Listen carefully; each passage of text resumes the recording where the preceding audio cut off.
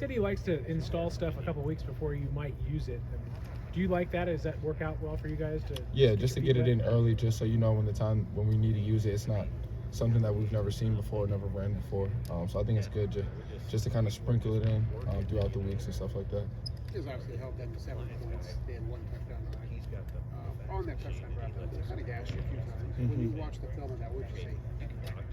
Just little mistakes, eye control stuff that we know that we can fix.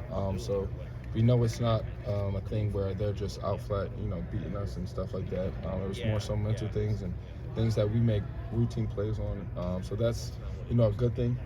But it's stuff that we got to work on. And, coming in November, we can't let that stuff get to us. Well, this year, last week, I used 4 linebackers.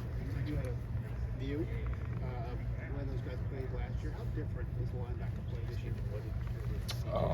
Tremendous. Those guys are playing downhill and very fast and very physical.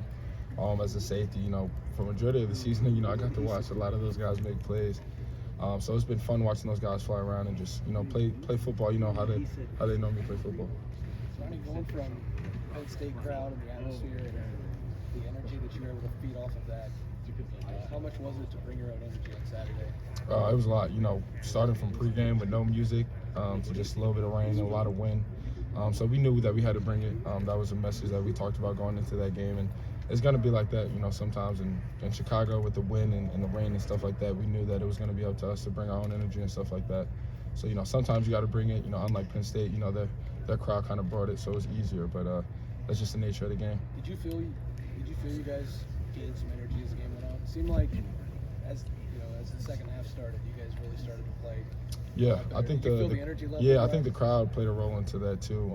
At that game, they were kind of getting into it. As the weather got worse, it would be like little moments of like rain coming down hard, and then like you would just hear the crowd getting more into it and more rowdy, and that just kind of played off into us, and we were just able to use that just to gain leverage on them.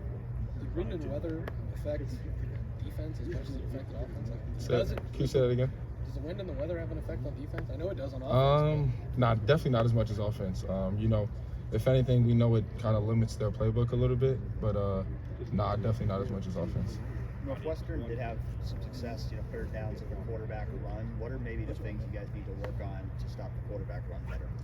Like I said, especially on that drive when the quarterback was kind of getting some yards, it was all mental stuff, stuff that we were able to watch on film and kind of dissect it and realize what we did wrong, and we knew what that was, and stuff that we can't allow that to happen coming up in these next few weeks. Coach Knowles was saying that you think some of the passing plays they had success on, you guys were so focused on the run, transitioning back to that pass was challenging. What is that challenge like as a DB when you're so focused on stopping the run and then they run a pass? Yeah, it was tough just because they were in Wildcat a lot, and we knew the weather played into it, so we knew that they were going to try to mainly run the ball because they couldn't really throw it that well.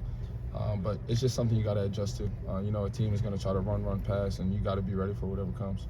Ronnie, is that just an experience thing you learned from? I mean, Jim made it sound like, one, he could prepare you guys better, but also that you kind of have to go through that in terms of knowing how to switch from the running all the time to third and eight. Now we got to defend the pass. Yeah, I think one of the biggest things as a defense, even on offense too, just a part of the game is just that adjusting part. You could train all week for something, and then you come out there Saturday and you get a whole new look or a whole new scheme. So you got to be able to adjust, and at this level, I think it's even bigger. And the higher you go, the more you got to adjust. It's just that kind of thing. To have a game like that where you guys were heavily favored and then it ended up being a battle, is that a wake-up call at all going into these last few games of you guys need to play your best every week? I mean, we go into games with one mindset, one goal, and that's to win. Now was there stuff to correct, stuff to clean up, most definitely. But we go into games trying to win, and we'll look at the film on Sunday and we'll dissect the film and get better at the things we need to get better at. What do you see from Indiana? Depending on the quarterback, but they like to do wide splits. They like to throw it to the boundary a lot, but they do what they do well. It's not overly complicated, but they do what they do well, and we just got to be on our cues and be ready for whatever they bring. They play tempo. Yeah, I was literally about to say that next. Tempo's a huge part of the offense, so it's just a matter of communication, getting lined up, and getting set. Is that an adjustment? I know it's week to week, but you talk about transitioning to things.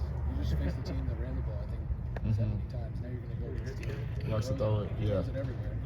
Is that an adjustment week to week, or is that something you can change your mindset from one week to the next? How easy is that to do? I mean, we practice against a team that likes to throw it and against the best receivers. So luckily, we're able to see it throughout the week on days like this and Tuesday the most. So it's not too much of adjusting, but teams are different, so you do got to make certain adjustments. How challenging is it when you're preparing for an offense that has used 5 different quarterbacks this year? It can be challenging, but this team, they like certain concepts, certain things that they like to do. So you kind of get a feel for what they like to do, no matter who the quarterback is and stuff like that.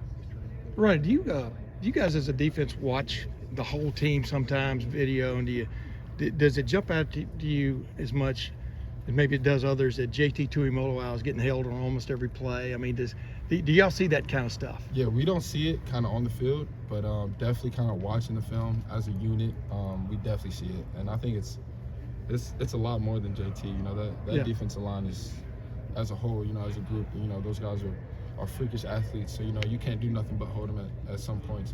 So yeah, I definitely do get to see it when we run the film back on Sundays, but I don't really see it during the game. Well, what do you think, though? I'm not trying to get your debates here. Let me ask you another. I'm just going to answer it straight. What do you think officials are looking at there? I mean, do y'all ever ask that among yourselves? No, I mean, I don't really know what they look at. I feel like they could call a hold every play almost, but I don't really know how they look at the offense versus the D-line, how they do that and stuff like that. So I wouldn't really know too much. So with that in mind, how remarkable has JT played this year, in your opinion? Huge. He's stepped I mean, up. last week that one tackle where Yeah. the guys hold him and he reaches out and grabs it. Go ahead. Yeah, it's nothing new for JT. He did it for us in the spring. He did it for us in the camp. He's just one of those guys, where the sky's the limit for him. He has God-given ability to just do things that most DNs can't do, whether that's dropping back in coverage, you guys have seen it, or making a tackle with one hand and the guys hold him and stuff like that. So the sky's the limit for him.